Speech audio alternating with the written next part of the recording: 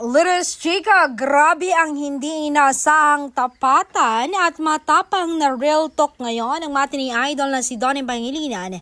Mainit na pinag-uusapan sa buong social media ang naging prangkang pahayag ng nag-iisang Donnie tungkol sa estado ng kanyang puso at buhay pag-ibig. Sa isang eksklusibong revelasyon, inamin ni Donnie na mas pipiliin at mas gusto niyang panatilihing pribado o private ang kanyang love life. Dahil sa isang matinding dahilan, masyadong marami raw sawsawers o ang mga taong nakikialam kapag ito ay ginawang public. Bumuhos ang matinding pagsang-ayon at papuri mula sa mga tagahanga at kapwa netizen na nagsasabing tunay na mature at matalino ang naging desisyon ng aktor. Sa mundo ng industriya kung saan bawat galaw ng mga sikat na artista ay pinatanayan ni Donnie na protektado niya ang kanyang personal na buhay.